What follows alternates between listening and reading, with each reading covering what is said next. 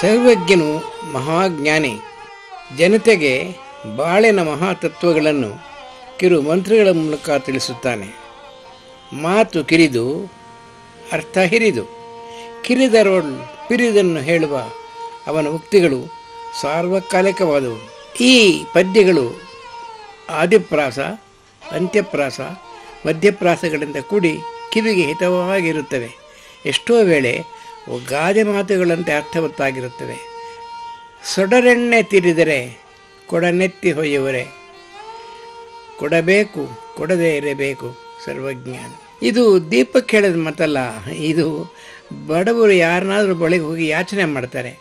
ಯಾಚನೆ ಮಾಡಿದಾಗ ನೋಡಿ ಅವನಿಗೆ ಎಷ್ಟು ಬೇಕೋ ಅನುಕೂಲ ಆಗೋ ಹಾಗೆ ಉಪಕಾರ ಮಾಡಿದ್ರು ಎಷ್ಟು ಬೇಕೋ ಅಷ್ಟನ್ನು ಮಾತ್ರ ಕೊಡಬೇಕು, ತುಂಬ ಕೊಡಬಾರ್ದು. ಕೊಡಬೇಕು ಕೊಡದೇ ಇರಬೇಕು, ಇದು ನೀತಿ. ಹೀಗೆ ಸಣ್ಣ ಸಣ್ಣ ಪದ್ಯಗಳ ಮೂಲಕ ಸೊಗಸಾದ ನೀತಿಗಳನ್ನು ಮಹಾಜ್ಞಾನಿ ಸರ್ವಜ್ಞ ನಮ್ಮ ಹೃದಯಕ್ಕೆ ತರುತ್ತಾನೆ.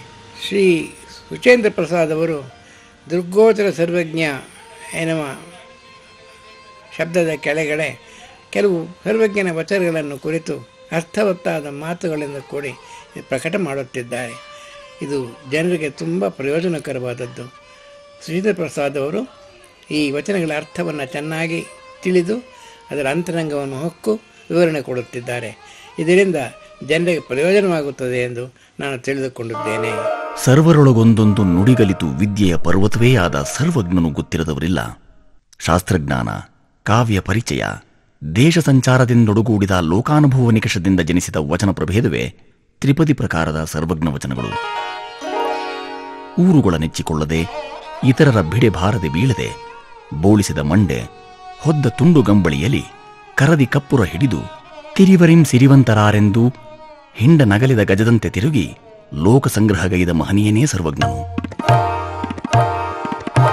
ರಸವಾದ, ಜ್ಯೋತಿಷ್ಯ, ವೈದ್ಯಶಾಸ್ತ್ರ, ಸಸ್ಯ ವಿಜ್ಞಾನ, ಜೀವಪರಿಜ್ಞಾನ, ಆಹಾರ ಸೇವನೆ, ರೋಗ ಪರಿಹಾರಗಳಂತಹ ಮಹದ್ವಿಭಾಗಗಳಿಂದ ಉದ್ಧೃತ ಮಹತ್ತರ ಸಂಗತಿಗಳನ್ನು ಸಮಾಜೋನ್ನತಿಗಾಗಿ ಸರಳ ಅಭಿವ್ಯಕ್ತಿಯೊಟ್ಟಿಗೆ ಬೋಧಿಸಿ ಹೊಸದೊಂದು ಕಾವ್ಯ ಮಾರ್ಗವ ಸೃಜಿಸಿದ ಆಶುಕವಿ ನಮ್ಮಿ ಸರ್ವಜ್ಞ ಮಹಾಶಯ.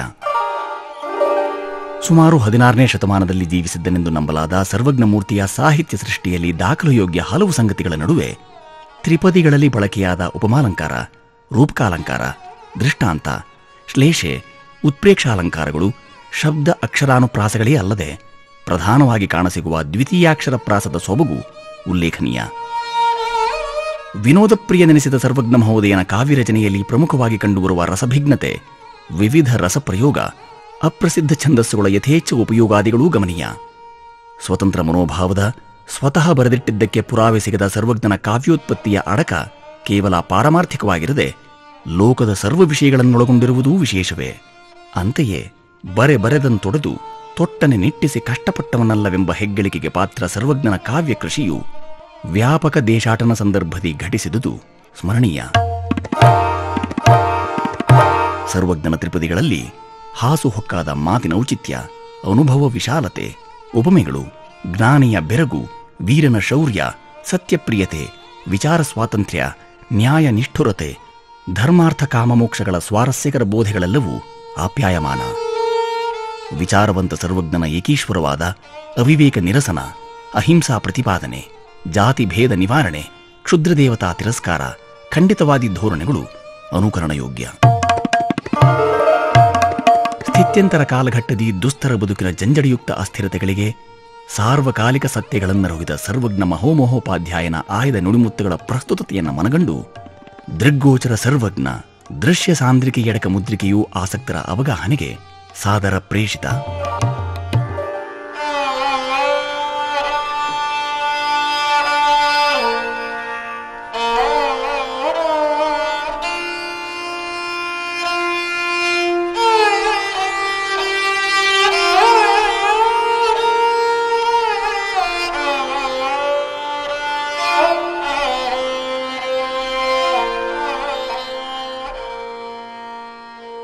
ಇಂಗಿನೊಳು ನಾತವನು ತೆಂಗಿನೊಳಗೆಳ ನೀರ,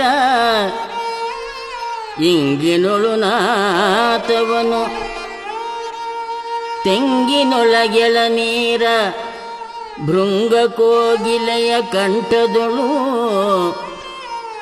ಭೃಂಗ ಕೋಗಿಲೆಯ ಕಂಠದೊಳು ಗಾಯನವ ತುಂಬಿದವರಾರು ಸರ್ವಜ್ಞ. ಕೋಗಿಲೆಯ ಕಂಠದೊಳು ಗಾಯನವ ತುಂಬಿದವರಾರು ಸರ್ವಜ್ಞ. ಕೋಗಿಲೆಯ ಕಂಠದೊಳು ಗಾಯನವ ತುಂಬಿದವರಾರು ಸರ್ವಜ್ಞ ಸರ್ವಜ್ಞ.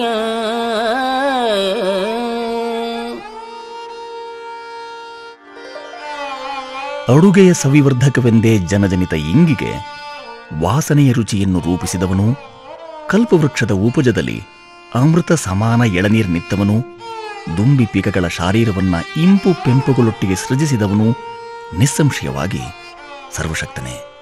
ಅವನ ಮಹಿಮೆ ಅವರ್ಣನೀಯ.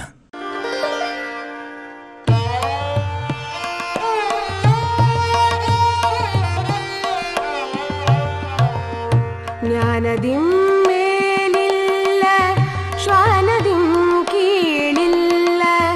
ಜ್ಞಾನದಿಂ ಮೇಲಿಲ್ಲ ಶ್ವಾನದಿಂ ಕೀಳಿಲ್ಲ. ಭಾನುಮಂಡಲದಿಂ ಬೆಳಗಿಲ್ಲ. ಭಾನುಮಂಡಲದಿಂ ಬೆಳಗಿಲ್ಲ. ಜಗದೊಳಗೆ ಜ್ಞಾನವೇ ಅಧಿಕ ಸರ್ವಜ್ಞ. ಜಗದೊಳಗೆ ಜ್ಞಾನವೇ ಅಧಿಕ ಸರ್ವಜ್ಞ.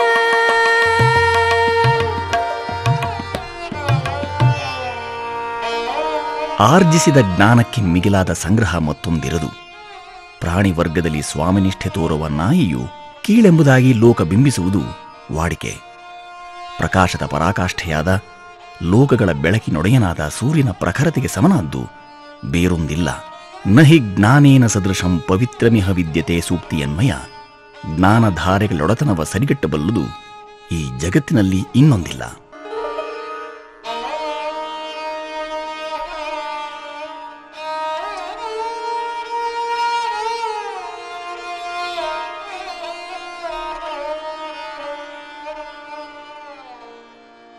ಕೊಟ್ಟಿದ್ದು ತನಗೆ ಬಚ್ಚಿಟ್ಟಿದ್ದು ಪರರಿಂಗೆ. ಕೊಟ್ಟಿದ್ದು ತನಗೆ ಬಚ್ಚಿಟ್ಟಿದ್ದು ಪರರಿಂಗೆ. ಕೊಟ್ಟದ್ದು ಕೆಟ್ಟತನ ಬೇಡ. ಕೊಟ್ಟಿದ್ದು ಕೆಟ್ಟತನ ಬೇಡ. ಮುಂದಕ್ಕೆ ಕಟ್ಟಿಹುದು ಬುತ್ತಿ ಸರ್ವಜ್ಞ. ಮುಂದಕ್ಕೆ ಕಟ್ಟಿಹುದು ಬುತ್ತಿ ಸರ್ವಜ್ಞ. ಮುಂದಕ್ಕೆ ಕಟ್ಟಿಹುದು ಬುತ್ತಿ ಸರ್ವಜ್ಞ.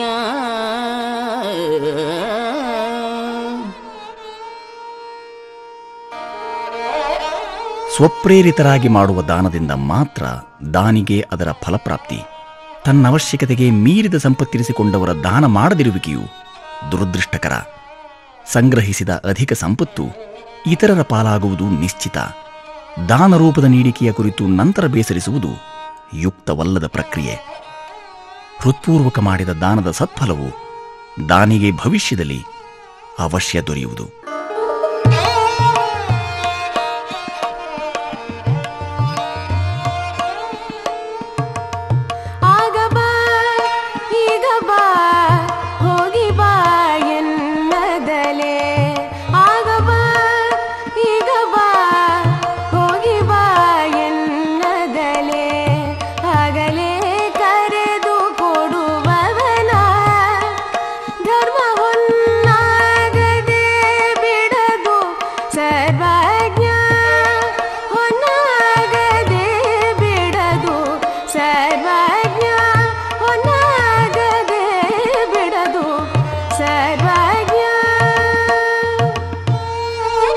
ದೃಢ ನಿಶ್ಚಯದಿಂದೊಡಗೂಡಿದ ನೀಡಿಕೆಯೇ ಅಸಾದೃಶ್ಯವಾದ್ದು. ಕೊಡುವ ಸಂದರ್ಭದಲ್ಲಿ ಪಡೆದವರ ಸತಾವಣೆ ಸಲ್ಲದು. ಕೊಡಲಿಟ್ಟುಕೊಂಡದ್ದನ್ನ ನಿರ್ವಂಚನೆಯಿಂದ ತತ್ಕ್ಷಣವೇ ಕೊಟ್ಟು ಮುಗಿಸುವುದೇ ಶ್ರೇಯಸ್ಕರವು.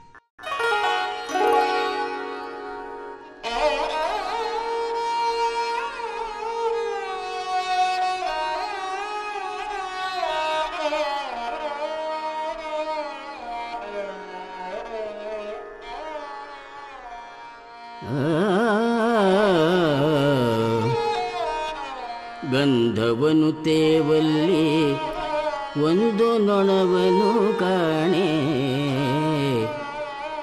ಗಂಧವನು ತೇವಲ್ಲಿ ಒಂದು ನೊಣವನು ಕಾಣೆ, ಸಂಧಿಸಿಗ ಮಲವ ಬಿಡುವಲ್ಲಿ ನೊಣಮುತ್ತು ಬಂದವನು ನೋಡ ಸರ್ವಜ್ಞ, ಸಂಧಿಸಿಗ ಮಲವ ಬಿಡುವಲ್ಲಿ ನೊಣಮುತ್ತು ಬಂದವನು ನೋಡ ಸರ್ವಜ್ಞ, ಸಂಧಿಸಿಗ ಮಲವ ಬಿಡುವಲ್ಲಿ ನೊಣಮುತ್ತು ಬಂದವನು ನೋಡ ಸರ್ವಜ್ಞ, ಸರ್ವಜ್ಞ.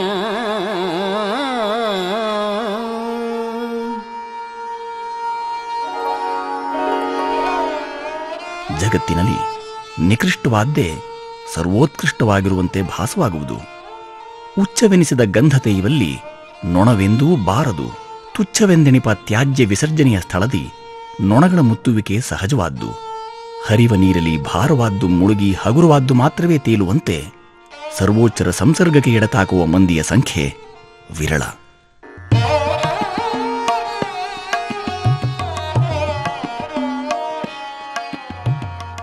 ಕುಲವಿಲ್ಲ ಯೋಗಿಗಂ ಛಲವಿಲ್ಲ ಜ್ಞಾನಿಗಂ, ಕುಲವಿಲ್ಲ ಯೋಗಿಗಂ ಛಲವಿಲ್ಲ ಜ್ಞಾನಿಗಂ, ತೊಲೆ ಕಂಬವಿಲ್ಲ ಗಗನಕ್ಕೆ ದೇವರಲ್ಲಿ ಕುಲಭೇದವಿಲ್ಲ ಸರ್ವಜ್ಞ, ದೇವರಲ್ಲಿ ಕುಲಭೇದವಿಲ್ಲ ಸರ್ವಜ್ಞ. ಲೌಕಿಕದ ಭಾವಬಂಧನಗಳ ತೊರೆದ ಯೋಗಿಗಳಿಗೆ ಕುಲ ಜಾತಿ ಪಂಥಗಳ ಹಂಗಿರದು.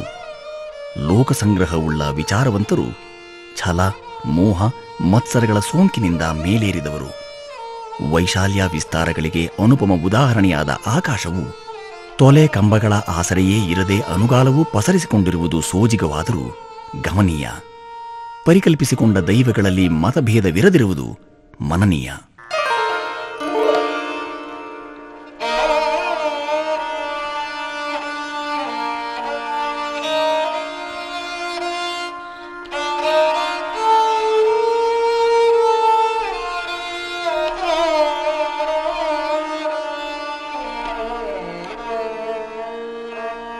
ಜಾತಿಹೀನರ ಮನೆಯ ಜ್ಯೋತಿತಾಹೀನವೇ, ಜಾತಿಹೀನರ ಮನೆಯ ಜ್ಯೋತಿತಾಹೀನವೇ,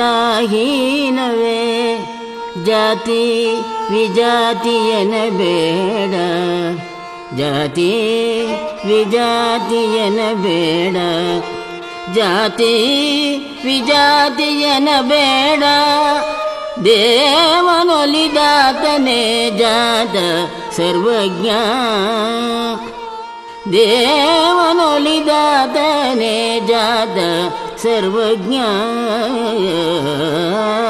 ಸರ್ವಜ್ಞ.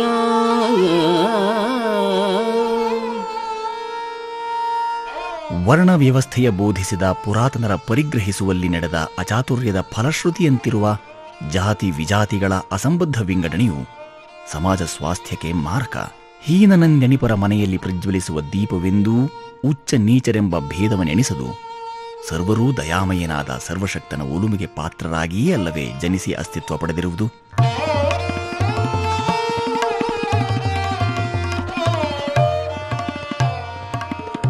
ಹಾಲಿನ ಹಸುಲೇಸು ಶೀಲದ ಶಿಶುಲೇಸು, ಹಾಲಿನ ಹಸುಲೇಸು ಶೀಲದ ಶಿಶುಲೇಸು, ಬಾಲೆ ಸಜ್ಜನಯು ಲೇಸು, ಬಾಲೆ ಸಜ್ಜನಯು ಲೇಸು, ಹುಸಿಯದ ನಾಲಿಗೆಯ ಲೇಸು ಸರ್ವಜ್ಞ, ಹುಸಿಯದ ನಾಲಿಗೆಯ ಲೇಸು ಸರ್ವಜ್ಞ.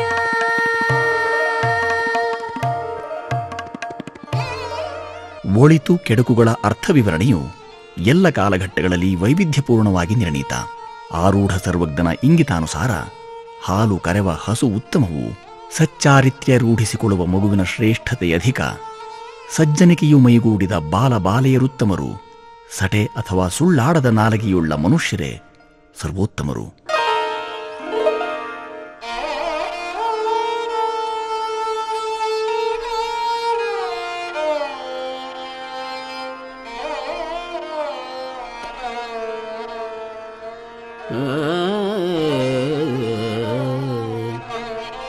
ಜಾತಿ ಜಾತಿಗೆ ವೈರ, ನೀತಿ ಮೂರ್ಖಗೆ ವೈರ. ಜಾತಿ ಜಾತಿಗೆ ವೈರ, ನೀತಿ ಮೂರ್ಖಗೆ ವೈರ. ಪಾತಕ ವೈರ ಸುಜನರ್ಗೆ, ಪಾತಕ ವೈರ ಸುಜನರ್ಗೆ. ಅರಿದರಿಗೆ ಏತರದು ವೈರ ಸರ್ವಜ್ಞ, ಅರಿದರಿಗೆ ಏತರದು ವೈರ ಸರ್ವಜ್ಞ. ಅರಿದರಿಗೆ ಏತರದು ವೈರ ಸರ್ವಜ್ಞ, ಅರಿದರಿಗೆ ಏತರದು ವೈರ ಸರ್ವಜ್ಞ.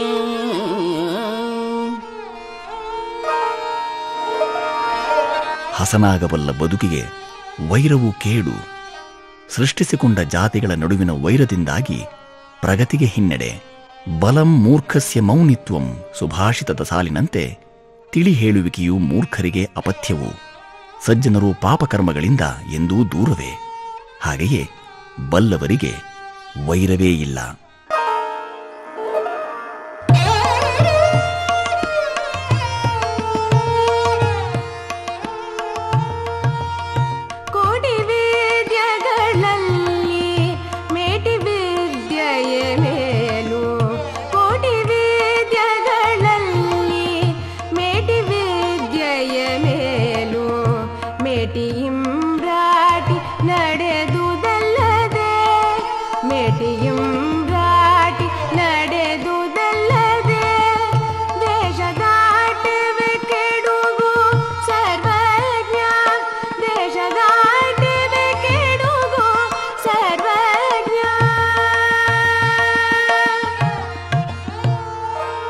ಕೋಟ್ಯಂತರ ಪ್ರಭೇದದ ವಿದ್ಯೆಯ ತಿಳಿವಿರುವುದಕ್ಕಿಂತಲೂ ಹೊಲ ಉಳುವ ಬೇಸಾಯದರಿವು ಮನುಷ್ಯಗೆ ಅತಿ ಮುಖ್ಯವಾದ್ದು. ಕೃಷಿಕನ ಅನ್ನ ಬೆಳೆವ, ಬೆಳೆದುದ ಬಳಸಿ ಬದುಕುವ ಜೀವನ ಚಕ್ರ ನಡೆಯದೆ ಸಮಾಜ ವ್ಯವಸ್ಥೆಯು ದುರ್ಗಮವಾಗಿ ವಿನಾಶ ನಿಶ್ಚಿತ. ಕೈ ಕೆಸರಾದರಷ್ಟೇ ಜಗ ಹಸಿರು.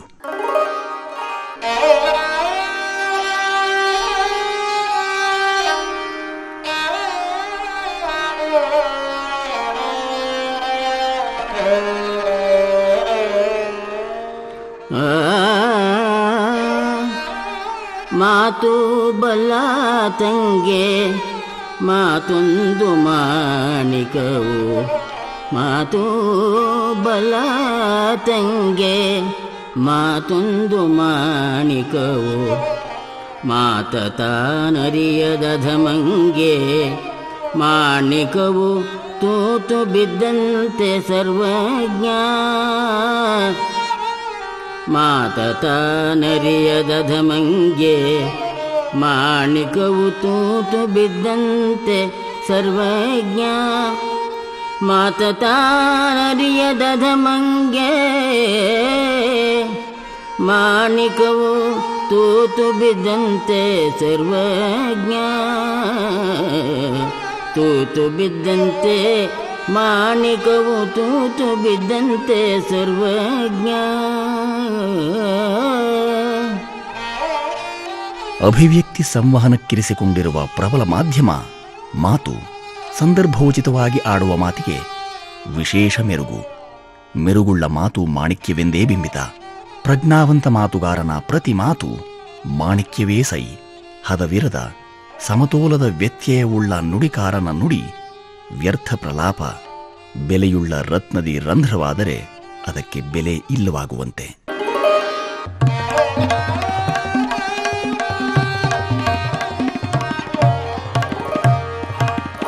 ಅತಿಯಾಶೆ ಮಾಡುವನು ಗತಿಗೇಡಿಯಾಗುವನು. ಅತಿಯಾಶೆ ಮಾಡುವನು ಗತಿಗೇಡಿಯಾಗುವನು ಅತಿಯಾಶೆಯಿಂದ ಮತಿ ಕೆಡುಗು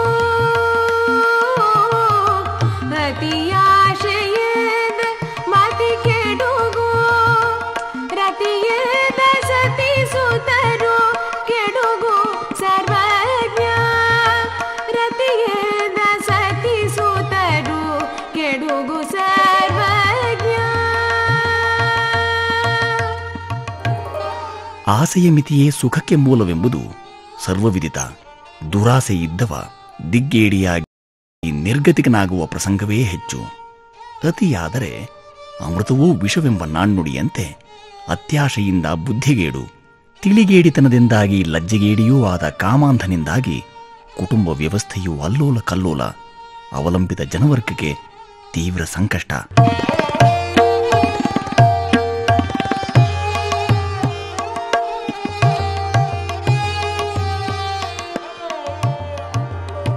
ಎಲ್ಲ ಬಲ್ಲವರಿಲ್ಲ ಬಲ್ಲವರು ಬಹಳಿಲ್ಲ, ಎಲ್ಲ ಬಲ್ಲವರಿಲ್ಲ ಬಲ್ಲವರು ಬಹಳಿಲ್ಲ, ಬಲ್ಲಿದರು ಇದ್ದು ಬಲವಿಲ್ಲ,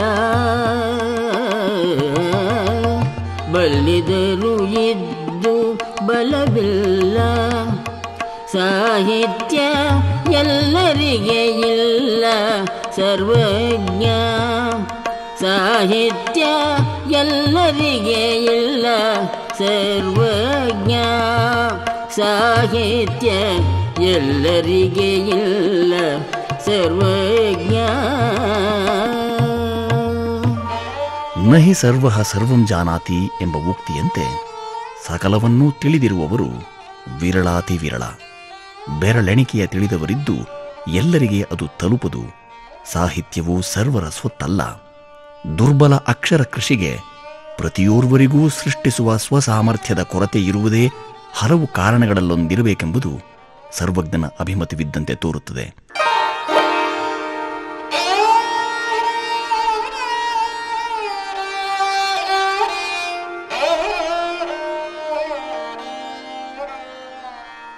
ಸತ್ಯಕ್ಕೆ ಸರಿಯಿಲ್ಲ ಮಿಥ್ಯಕ್ಕೆ ನೆಲೆಯಿಲ್ಲ,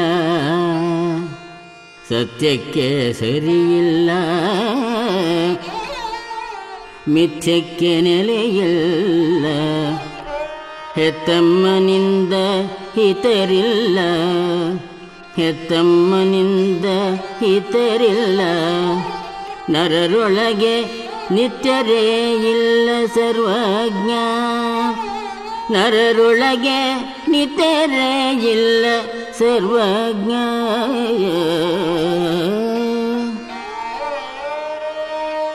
ಸತ್ಯವ ಸರಿಗಟ್ಟಬಲ್ಲ ಮತ್ತೊಂದು ಸಾಧನವಿರದು.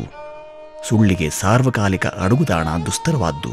ಮೋಡಗಳ ಮರೆಯಿಂದ ಹೊರಬಿದ್ದ ಪ್ರಕಾಶಮಯ ಸೂರ್ಯನ ಪ್ರಜ್ವಲಿಸುವಿಕೆಯೆಂದು ಇದಕ್ಕೆ ಪ್ರಬಲ ಉದಾಹರಣೆ.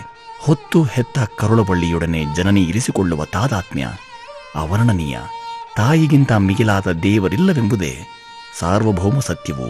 ಅಜರಾಮರರೆಂಬ ಉಪಾಧಿಯುಳ್ಳವರ ಶರೀರವೂ ನಶ್ವರವೆಂಬ ಸತ್ಯ ಸಿದ್ಧಾಂತವೊಂದೇ ಅಮರವಾದ್ದು.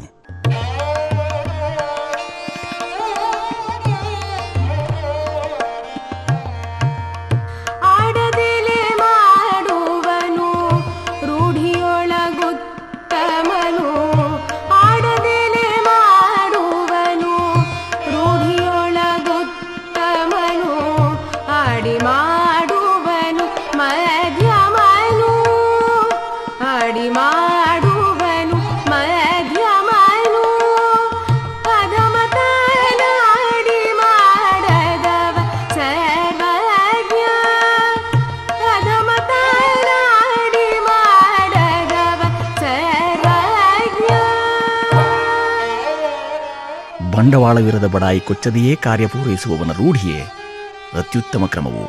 ಇತರರಲ್ಲರುಹಿ ಕಾರ್ಯಾರಂಭಿಸುವ ಮನುಷ್ಯನು ಸಾಧಾರಣ ವ್ಯಕ್ತಿತ್ವದವನು. ವಾಗ್ದಾನ ಮಾಡಿದ್ದಾಗ್ಯೂ ಕಾರ್ಯೋನ್ಮುಖನಾಗದ ಮನುಷ್ಯನು ನೀಚನೆಂದೇ ಪ್ರತೀತಿ. ಮಾತಿಗಿಂತಲೂ ಕೃತಿಯೊಳಿತೆಂಬ ಅಧಿಕಾರಯುತ ಮಂಡನೆ ಸರ್ವಜ್ಞ ಮಹಾಶಯನದು.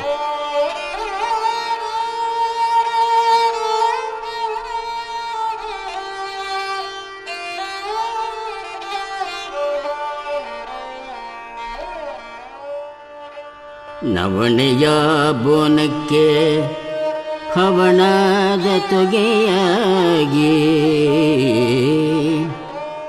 ನವಣೆಯ ಬೋನಕ್ಕೆ ಹವಣದ ತೊಗೆಯಾಗಿ, ಕವಣೆಗಲ್ಲಷ್ಟು ಬೆಣ್ಣೆಯಿಡಲು, ಕವಣೆಗೆಲ್ಲಷ್ಟು ಬೆಣ್ಣೆಯಿಡಲು, ಊಟದ ಹವನ ನೋಡೆಂದೆ ಸರ್ವಜ್ಞ, ಊಟದ ಹವನ ನೋಡೆಂದೆ ಸರ್ವಜ್ಞ, ಬೆಣ್ಣೆಗಿಡಲು ಊಟದ ಹವನ ನೋಡೆಂದ ಸರ್ವಜ್ಞ.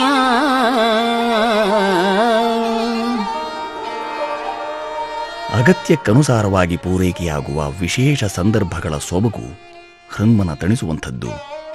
ನವಣೆಯಿಂದ ತಯಾರಾದ ಖಾದ್ಯಕ್ಕೆ ಕವಣೆ ಕಲ್ಲಿನ ಗಾತ್ರದ ಬೆಣ್ಣೆ ಜೊತೆಗೂಡಿದರೆ ಭೋಜನದ ಸವಿ ಹೆಚ್ಚುವಂತೆ ಬೇಡಿಕೆಗೆ ತಕ್ಕುದಾದ ಸಕಾಲಿಕ ನೀಡಿಕೆಗೆ ವಿಶೇಷ ಮಹತ್ವ ಉಂಟೆಂಬ ಲೋಕಾನುಭವದ ಬೋಧೆ ಸರ್ವಜ್ಞ ಮಹೋದಯನದು.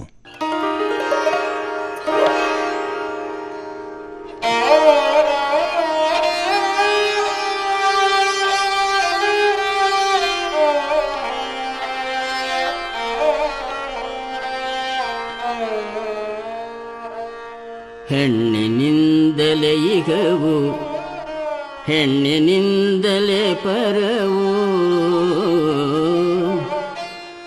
ಹೆಣ್ಣಿನಿಂದಲೇ ಇಗವು, ಹೆಣ್ಣಿನಿಂದಲೇ ಪರವು, ಹೆಣ್ಣಿಂದ ಸಕಲ ಸಂಪದವು, ಹೆಣ್ಣಿಂದ ಸಕಲ ಸಂಪದವು, ಹೆಣ್ಣೊಲ್ಲದಣ್ಣಗಳು ಎಲ್ಲಿ ಸರ್ವಜ್ಞ, ಹೆಣ್ಣೊಲ್ಲದಣ್ಣಗಳು ಎಲ್ಲೇ ಸರ್ವಜ್ಞ, ಹೆಣ್ಣೊಲ್ಲದಣ್ಣಗಳು ಎಲ್ಲಿ ಸರ್ವಜ್ಞ.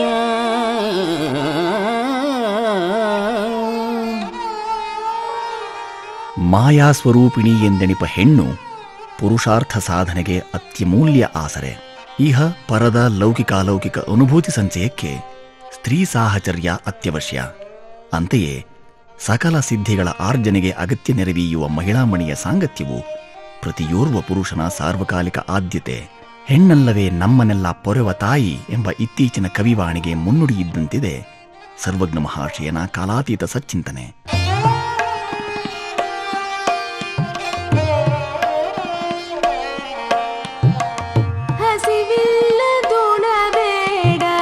ಹಸಿದು ಮತ್ತಿರಬೇಡ, ಹಸಿವಿಲ್ಲದುಣಬೇಡ, ಹಸಿದು ಮತ್ತಿರಬೇಡ, ಬಿಸಿ ಮಾಡಿ ತಂಗಳುಣಬೇಡ, ಬಿಸಿ ಮಾಡಿ ತಂಗಳುಣಬೇಡ, ವೈದ್ಯನಾಗ ಸೆಳೆಯೇ ಬೇಡ ಸರ್ವಜ್ಞ, ವೈದ್ಯನಾಗ ಸೆಳೆಯೇ ಬೇಡ ಸರ್ವಜ್ಞ.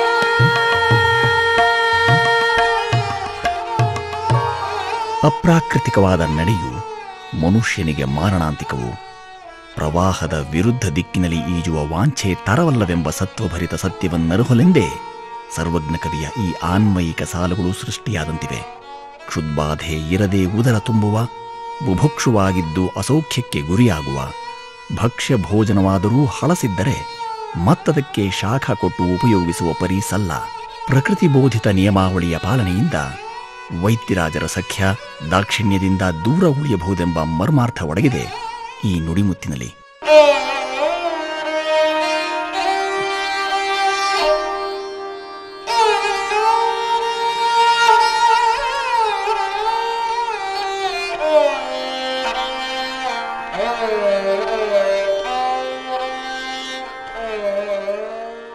ಮಾತು ಬಲ್ಲಗ ತಾನು ಸೋತು ಹೋಗುವುದೆಲೇಸು, ಮಾತು ಬಲ್ಲಗ ತಾನು ಸೋತು ಹೋಗುವುದೆಲೇಸು, ಮಾತಿಂಗೆ ಮಾತು ಮಥಿಸಲ್ಗೆ, ಮಾತಿಂಗೆ ಮಾತು ಮಥಿಸಲ್ಗೆ, ವಿಧಿ ಬಂದು ಆತುಕೊಂಡಿಹುದು ಸರ್ವಜ್ಞ ವಿಧಿ ಬಂದು ಆತುಕೊಂಡಿಹುದು ಸರ್ವಜ್ಞ ವಿಧಿ ಬಂದು ಆತುಕೊಂಡಿಹುದು ಸರ್ವಜ್ಞ.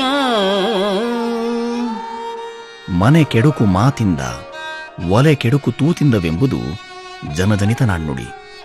ಅಸಮಂಜಸವಾದ ಯಾವುದೇ ಕುಕರ್ಮವು ಮನುಕುಲಕ್ಕೆ ಮಾರಕ. ಮಾತು ಬಲ್ಲವನಿಗೆ ಜಗಳವಿಲ್ಲ ಎಂಬ ಸೂಕ್ತಿಯ ಅವಗಾಹಿಸದವರಾರು?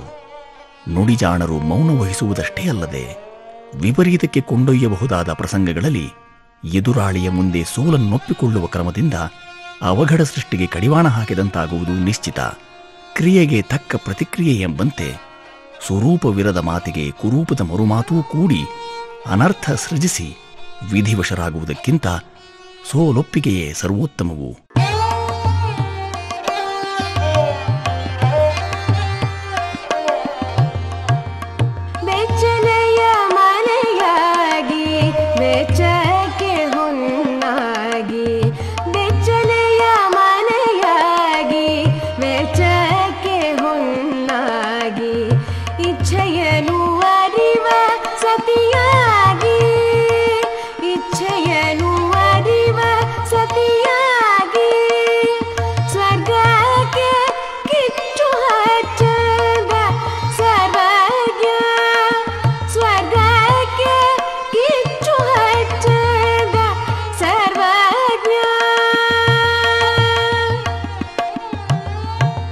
ಧರಿತ್ರಿಯ ಹೋಲಿಕೆಯ ಸ್ತ್ರೀ ಸಂಕುಲಕ್ಕೆ ಹೆಣ್ಣಲ್ಲಿ ನಿಹಿತ ಸದ್ಗುಣಗಳ ಮನನ ಪ್ರಕಾರ್ಯದ ಮಹತ್ವ ಸಾರುವ ಸಾಲುಗಳಿದ್ದಂತಿವೆ ಸರ್ವಜ್ಞ ಮಹೋಮಹೋಪಾಧ್ಯಾಯನ ಈ ತತ್ವಬೋಧೆ.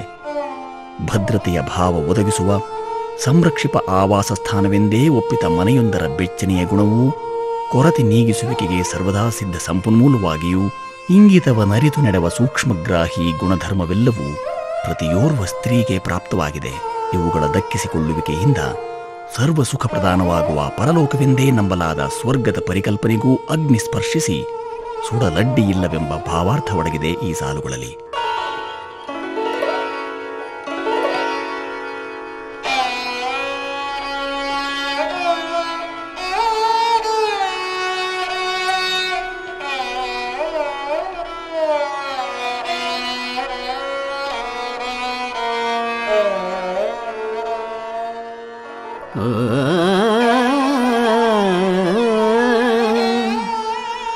ಸೋರುವ ಮನೆಯಿಂದ ದಾರಿಯ ಮರಲೇಸು, ಸೋರುವ ಮನೆಯಿಂದ ದಾರಿಯ ಮರಲೇಸು, ಹೋರುವ ಸತಿಯ ಬದುಕಿಂದ,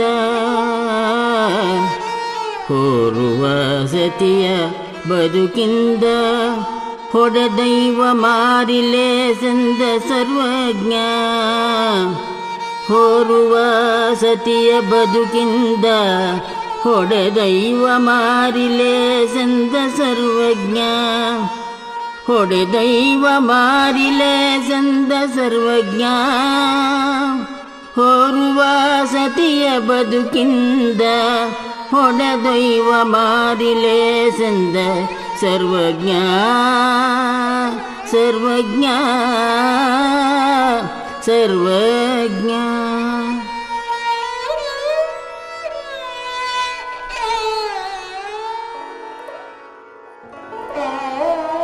ದುಷ್ಟರಿಂದ ಧಾರ್ಷ್ಟ್ಯದಿಂದ ದೂರವಿರುವ ತಿಳಿವಳಿಕೆಯನ್ನ ಅನಾದಿ ಕಾಲದಿಂದಲೂ ನಮ್ಮೀ ನೆಲದ ಪುರಾತನರು ಕೊಡಮಾಡಿರುವುದು ಮನನೀಯ. ಸೋದಾಹರಣವಾಗಿ ವಿವರಿಸುವ ಸರ್ವಜ್ಞನ ಅಣತಿಯಂತೆ ಸೋರುವ ಸೂರುಳ್ಳ ಮನೆಯೊಂದರಲ್ಲಿ ವಾಸಿಸುವುದಕ್ಕಿಂತಲೂ ಹಾದಿಯ ಬದಿಯಲ್ಲಿ ಬೆಳೆದು ನಿಂತ ವಿಶಾಲ ವೃಕ್ಷದಡಿಯ ಆಶ್ರಯ ಲೇಸು. ನಿತ್ಯ ನಿಂದಿಪ ಸತಿಯ ದುಂಡಾವರ್ತನೆಯ ಸಹಿಸುವುದಕ್ಕಿಂತ ಕ್ಷುದ್ರ ದೈವದ ಪಾಲಾಗುವುದೊಳಿತು. ಮಿತಿಯುಳ್ಳ ತಾಳ್ಮೆಯನ್ನು ಕೆಣಕೆ ಅಪಾಯವೆಂಬುದು ತಥ್ಯ.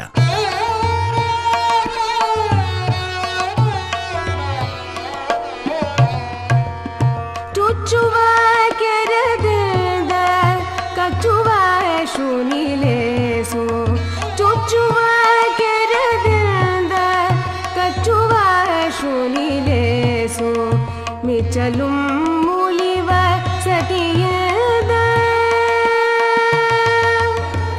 மிச்சலும் மூலிவ சதியத புரிதெழுத கிச்சுலே சந்த சர்வஜ புரிதெழுத கிச்சுலே சந்த சர்வஜ. ಬದುಕ ಬವಣೆಯ ನಿವಾರಣೆಗೆಂದೇ ಪೂರ್ವಜರು ಉಪಯುಕ್ತ ಪಥದರ್ಶನಗೈದಿರುವರು. ನಿರಂತರ ಕಚ್ಚುತ್ತಾ ಉಪದ್ರವ ಕೊಡುವ ಪಾದರಕ್ಷೆಗಿಂತ ಅನ್ಯ ಕಾರಣಕ್ಕೆ ಒಮ್ಮೆ ಕಚ್ಚಿ ಸುಮ್ಮನಾಗುವ ಶ್ವಾನವೇ ಸಖ್ಯವು. ಸದಾ ಜಗಳ ಮಾಡಬಯಸುವ ಭಾರ್ಯೆಗಿಂತ ಬೆಂಕಿಯೊಡನಿನ ಸಖ್ಯ ಲೇಸೆಂದು ಬಣ್ಣಿಸುತ್ತಲೇ ಸಹನೆಯ ಪೂರ್ವಾಪರಗಳ ಪರಾಮರ್ಶೆ ಮಾಡಿರುವ ಮಹನೀಯ ನಮ್ಮ ಸರ್ವಜ್ಞನು.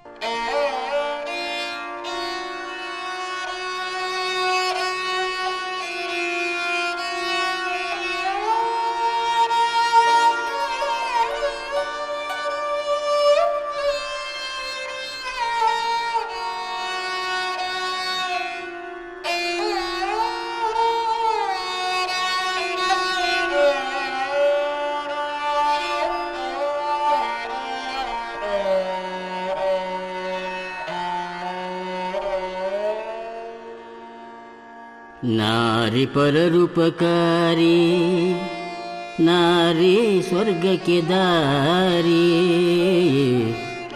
नारी पररूपकारी नारी स्वर्ग के दारी. नारी सकलरिगे उपकारी नारी सकलरिगे उपकारी. ಮುನಿದರ ನಾರಿಯೇ ಮಾರಿ ಸರ್ವಜ್ಞ. ಮುನಿದರ ನಾರಿಯೇ ಮಾರಿ ಸರ್ವಜ್ಞ. ಮುನಿದರ ನಾರಿಯೇ ಮಾರಿ ಸರ್ವಜ್ಞ.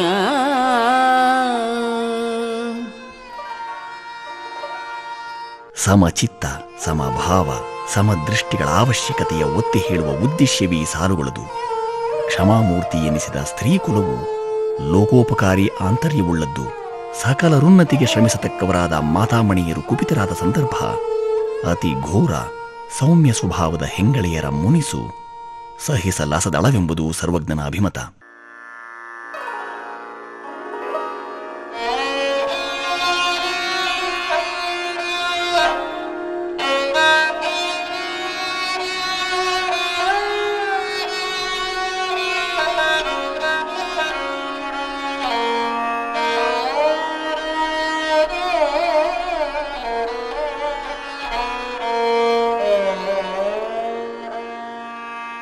ಎತ್ತ ಹೋದರೂ ಒಂದು ತುತ್ತು ಕಟ್ಟಿರಬೇಕು.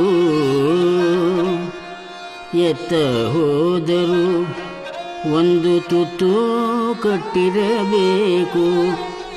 ತುತ್ತೊಂದು ಗಳಿಗೆ ತಡೆದಿಗರೆ ತುತ್ತೊಂದು ಗಳಿಗೆ ತಡೆದಿಗರೆ ಕೈ ಹಿಡಿದು ಎತ್ತಬೇಕೆಂದ ಸರ್ವಜ್ಞ. ಕೈ ಹಿಡಿದು ಎತ್ತಬೇಕೆಂದ ಸರ್ವಜ್ಞ.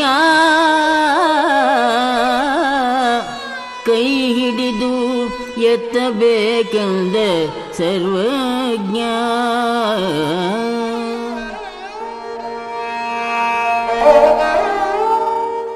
ಸ್ವಬುದ್ಧಿಯ ಹೆಚ್ಚುಗಾರಿಕೆಯೇ ತಿಳಿ ಹೇಳಲೆಂದೇ ಉದಿತ ಸೂಕ್ತಿ ಇದೆಂದೆನಿಸದಿರದು.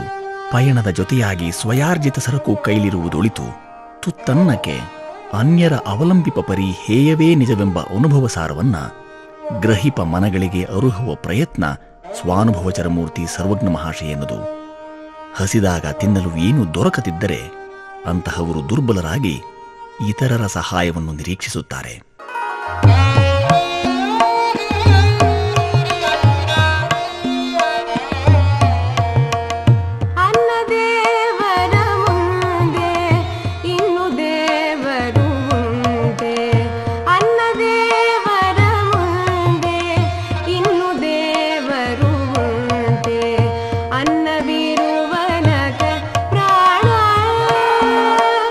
ಅನ್ನವಿರುವನಗ ಪ್ರಾಣ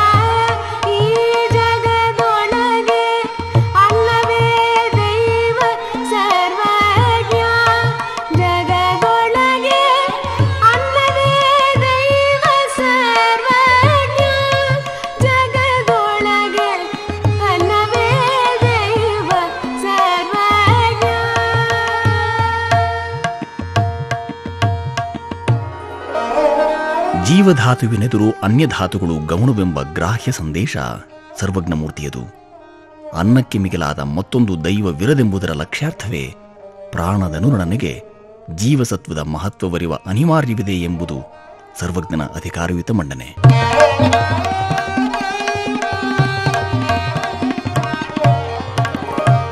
ಗರ್ವದಿಂದಲೇ ಸರ್ವರುಳು ನುಡಿಗಲಿತು ವಿಂಧ್ಯ ಪರ್ವತವೇ ಆದ ಸರ್ವಜ್ಞ ಉಪಾಧಿಯನ್ನೂ ವಿನಮ್ರವಾಗಿ ಬಳಸಿದ ಮಹಂತನ ಸಂತತ ಸಂದೇಶ ವರ್ತಮಾನ ಭವಿಷ್ಯಗಳ ಹಾದಿ ಸುಗಮವಾಗಿಸುವಲ್ಲಿ ವಿಶೇಷ ಪಾತ್ರ ವಹಿಸುವುದು ನಿಸ್ಸಂಶಯ. ಸದ್ಬಳಕೆ ಮಾಡಿಕೊಳ್ಳುವ ಸಂಪ್ರತಿ ಉದ್ದೀಪಿತವಾಗಬೇಕಷ್ಟೇ.